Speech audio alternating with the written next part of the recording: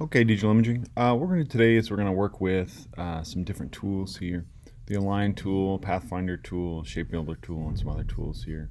This is a pretty easy tutorial here. So remember with Illustrator, if you want to make yours look like mine, you can change your settings a couple different ways. And then sometimes if you accidentally mess up and get rid of some of your tools and stuff like that, this is a way for you to go back and find things here. So if I go to my window, I can go up here and go to workspace. And then inside here are some different settings that you can use. And what I would do is either keep this on Essentials Classic or Essentials here. So you know, if I change this, it's going to change some of my windows and stuff like that. And if I go back here, back to Essentials Classic, it'll change kind of like how my tools are set up here. I personally like Essentials Classic here. Keeps all my tools separated in two different columns here. And then I've got all my windows and stuff over here. A lot of this stuff we haven't talked about yet in the class here, but we'll go over like what a lot of these different windows and stuff are here for that. Okay. So you want to make sure you go to your layers panel. Here's our layers. Remember, if you're ever looking for something over in your windows and you can't find it, you can always go to Windows and it's going to be there in alphabetical order. So if I want to look for my layers panel, I can go here and that'll open up my layers here. Yours should look like mine and you should have the same title for your file here. So my worksheet is locked here, so I've got my little lock icon. Here's everything that's on the worksheet, and then here's the layer that you're going to work on here. And you want to make sure that that's highlighted with in blue here, so you're working on the right layer there. Okay. So I'm going to grab, first we're just going to grab our align tool. So I've got all these different shapes that I've made here that you're going to work with. I'm just going to select those. Remember to select things. I can select things a couple different ways. I can hold shift and select things, or I can just click and drag and select them like that here.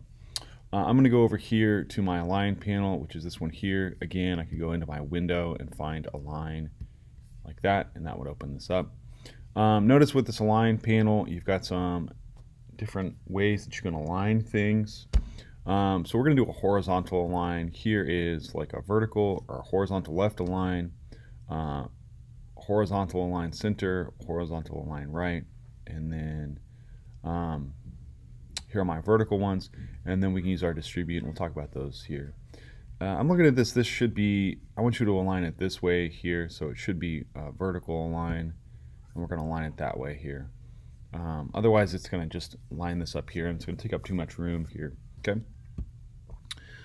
To align these, I can align also with shapes. I can align these based on different shapes here. So if I select my shape and then I click on one of my shapes here, so if I click on this one, it will highlight this, so you'll see that it's got a bigger border on it, and that means all these other shapes here are going to align with this one here. So if I drag this shape down here, select it, and if I just align like that, it's going to move everything up here. But if I select this one, it's going to align all those down there like that based on this one object. Okay.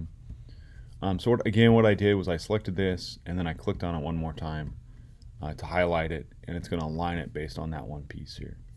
Okay, so I'm just going to align this here, and then I'm just going to move this up here like this. Okay, we're going to do the same thing here, and we're going to do this vertical align here. So I want to use this horizontal align like that. So again, I can just click on this, and that will align those. And then I can align these here. Okay, we're doing the same thing here. We're going to align, but we're also going to use our distribute tools here. So this is where you definitely want to select one. So if I select this, I can do my align here. But then if I want to give this some space, there's two different ones you want to kind of take note of. There's the vertical one, and that will align things vertically. And then there's this horizontal one, which will distribute these horizontally. So right now mine's set on points. I'm not quite for sure. That's a little bit too high. I'm just going to put like 8. Kind of see where that puts me. Okay, and so that's going to give me 8 points in between each one. So you know, maybe I want to give this some more space. Maybe I want to do like 12 or 13. I can press this button here and do that again. So it's aligning it based on this one here. If I like move all these, you know, and I want to align it based on this one, you know, it'll align those based on that one. Okay. I'm going to move this over just a little bit here, so I'm going to select that. The next tool we're going to work with is our Shape Builder tool. So our Shape Builder tool is over here on the left-hand side in our tool panel. So I can select this. So I want to select my shape first. So I'm going to select it with my selection tool. And then if I grab my Shape Builder tool, it'll make a little bit more sense here when we use our Pathfinder over here on the right. But the Shape Builder tool is a newer tool inside Illustrator, and it works really well. It does a lot of things that used to be really difficult inside Illustrator. So you notice if I hover over, there's some things that are grayed out. And what I can do is I can cut stuff out, or I can kind of merge things together here. You want to use your Alt key to adjust things. So if you notice, like, there's a plus and a minus icon right next to the cursor there. So that means I'm going to like add these things together, or I can delete some things here. So if I hold my Alt key down, I can delete this little piece right here like that. If I want to make all these like one single piece, I can click and drag and kind of merge that. Let me step backwards, that way you can kind of see that again. So if I click and drag, you see how everything is highlighted in red, and then this little piece of that star that I selected there was in red also. It means I'm going to like connect all these pieces here. Okay, so it's going to make that one single piece. So you'll notice too, you can see where these are all separated. So you can see these blue lines, which are showing where these pieces are separated here. So even if I like click off of this, it looks like they're all one single piece, you know, but if I select them again, you can see that they're not all one single piece yet. They're all still separate pieces, even though like the colors are the same here. Okay.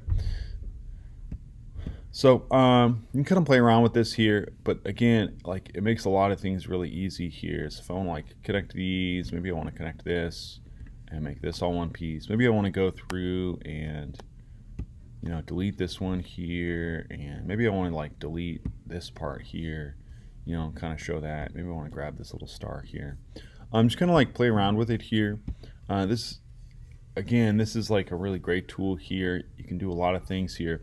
You've got to select all your pieces, and so when you select all those pieces, you can play around with all those like overlapping pieces, where they are, and how you can kind of edit them and adjust them here. Okay, let's move over here to the Pathfinder tool, and that'll make a lot of that make a little bit more sense here.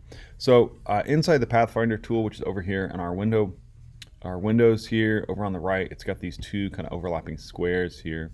Could always go up to window and find it, but it's here. You've got two shapes here. There's a rectangle and then a circle underneath here. I'm just going to click and drag and select those, and we're going to just start here in order with these. So there's my unite, and what this is going to do, if you look at the window, let me see if I can make it a little bit bigger. Will it not let me make that bigger? I guess not. Also, I can make it bigger, and then you can kind of see those little icons a little bit easier here. So if I grab that shape, you can look at these little icons, and it'll kind of show you what they do here. So it's got this overlapping square.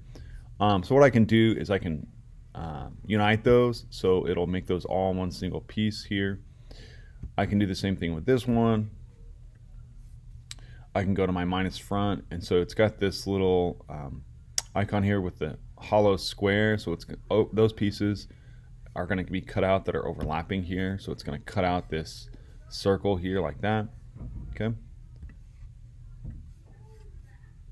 Here's my intersect. So where they overlap, it's going to create that piece. I'm going to grab my exclude. So where they're overlapping, it's going to exclude. Also notice how it keeps some of the strokes on these here. So it keeps like this stroke here. I'm going to grab my divide. Okay. So it's divided this. If I select this, it's divided these all into separate pieces where they've overlapped. So I should be able to just grab these and kind of separate them. Okay. Same thing with like this one here. Remember, you've got your move tool and you've got your direct selection tool. The move tool is how you move like bigger pieces. The direct selection tool, I can just select overall pieces here. Okay.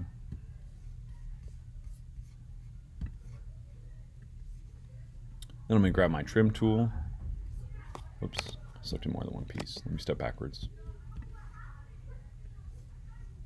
Grab my trim tool. Okay, so it's trimmed my strokes on here. I'm going to grab my merge. Okay, so now they're all one single piece. Okay, then I'm going to grab my crop. So where they've overlapping, you can kind of see some of the similarities here. You know, so like with my crop and my intersect.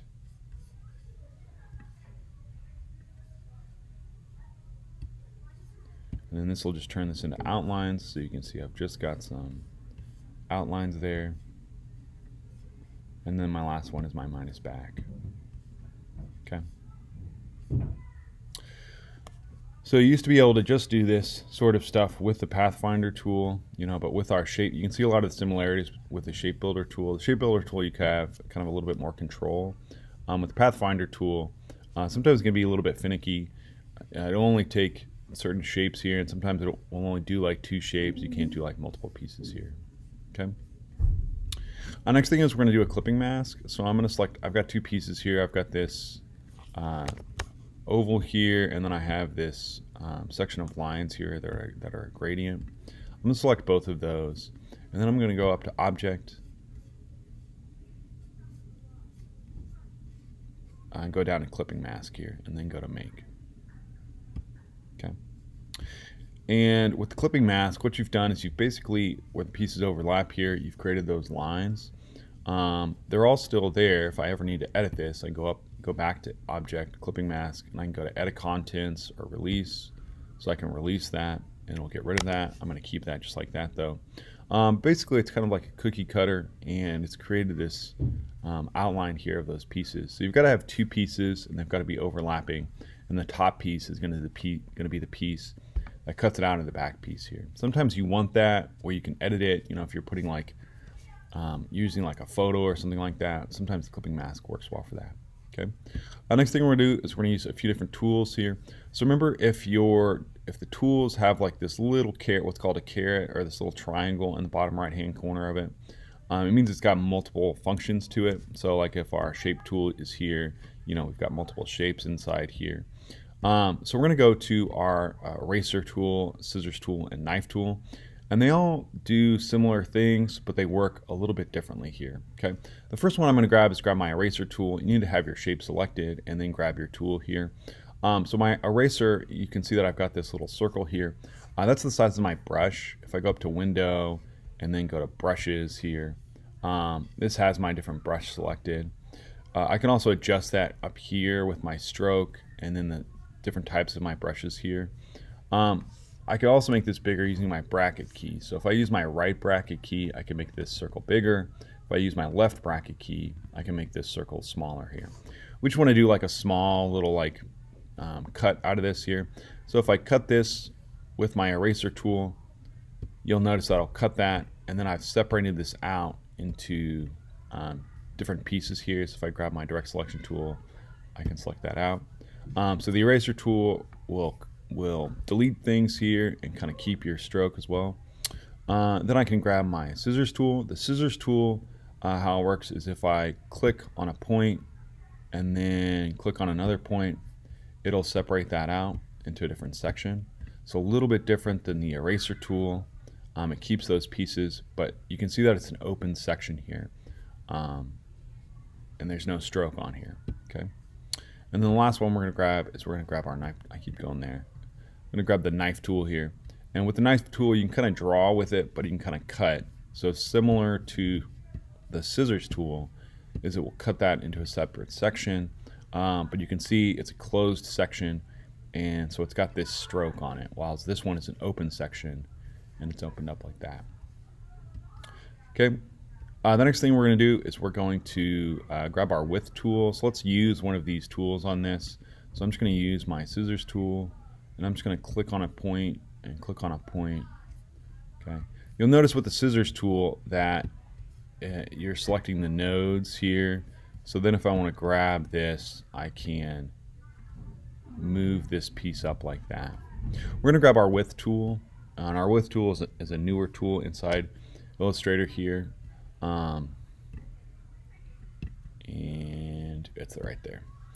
So with the width tool, what you can do is you can adjust the stroke of, you can adjust the thickness of your stroke for different pieces that you make.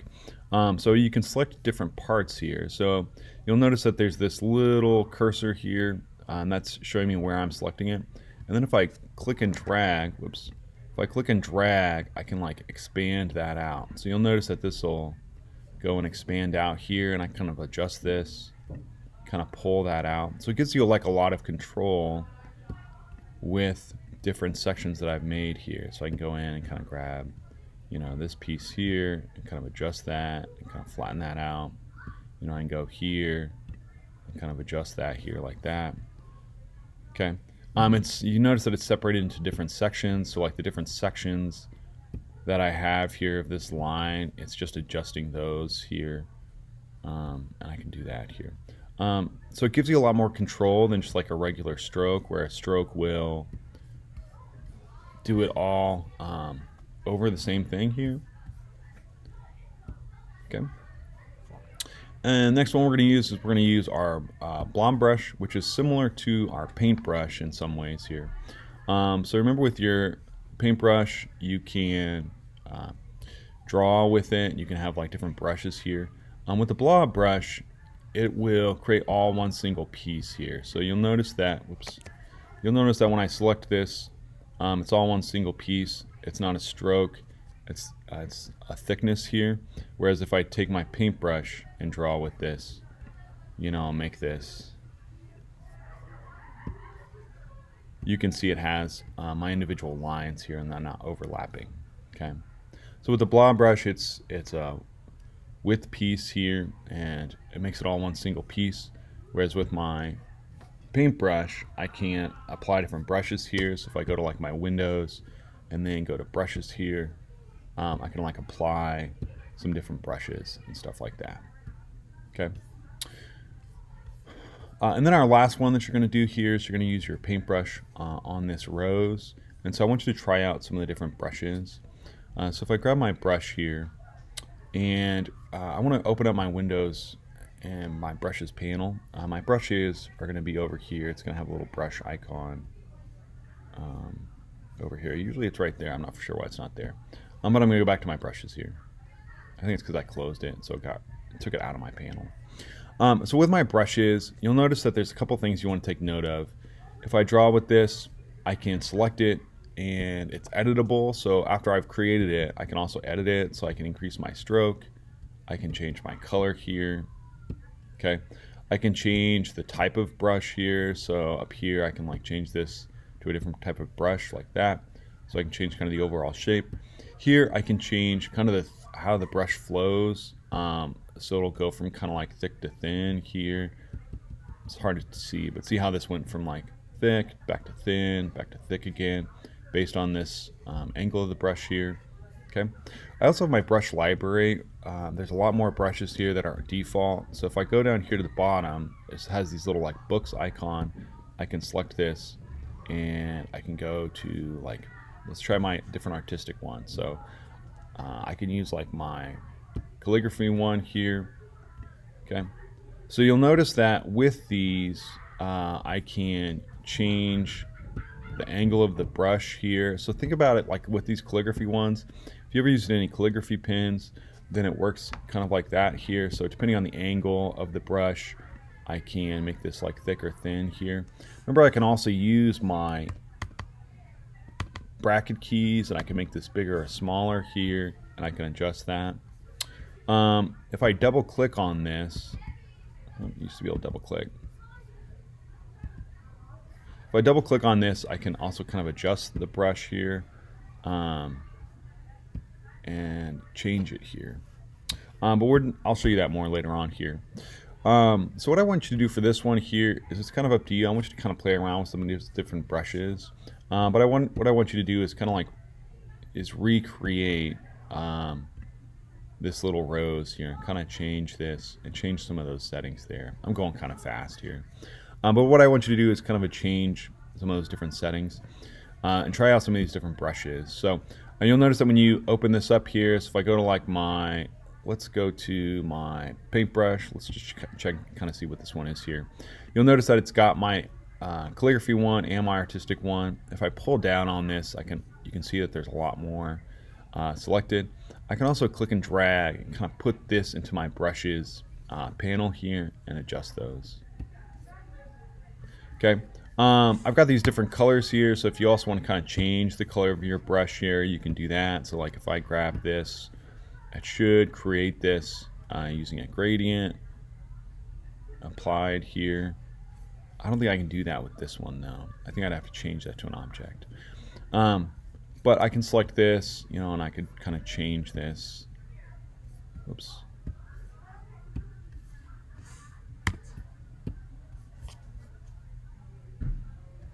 Yeah, I can't change that. It's set to black here on default. If I wanted to get rid of that, if I wanted to change the color, there's a way that I could do that. I can still change the color just using my color picker here. But it won't let me change that gradient here. Okay. So explore around with some of these different brushes, kind of play around with those. Play around with the stroke, play around with the uniform size here and the brush definition for the thickness of that. And kind of see what those look like here. You don't have to recreate yours just like mine, but I do want you to kind of play around here with that and see what it does.